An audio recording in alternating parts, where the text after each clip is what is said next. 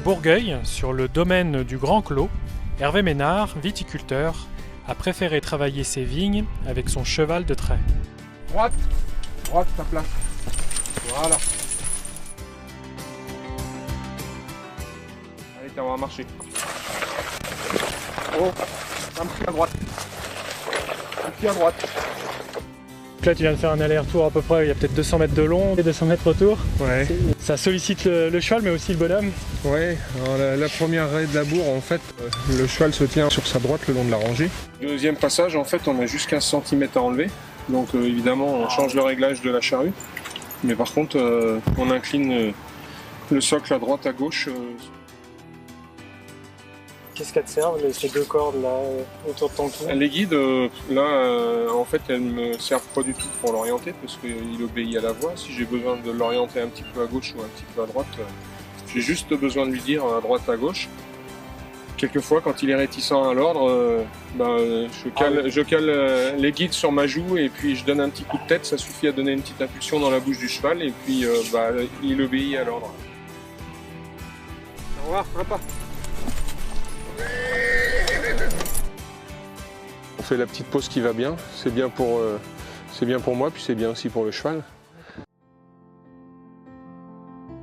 Ta roue à l'avant, elle sert à quoi? Alors la roue, elle sert en fait à régler la profondeur de la bourre.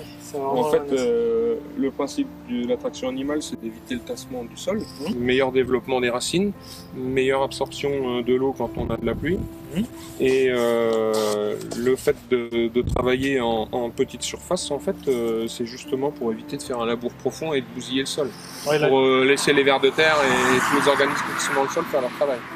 Ça dégage un effet d'azote qui fait que la vigne elle pousse. Oui. Quand la vigne elle pousse de trop, eh ben, elle mûrit mal ses raisins. Donc on jongle.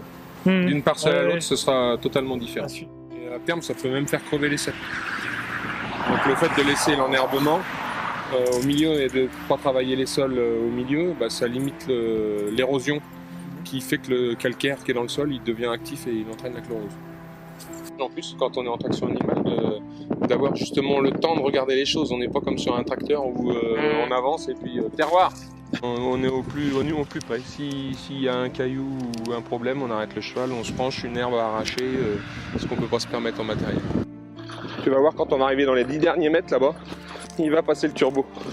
Vous ne voyez peut-être pas, mais il y a un petit peu de pente. Et du coup, terroir ne va pas pour autant ralentir.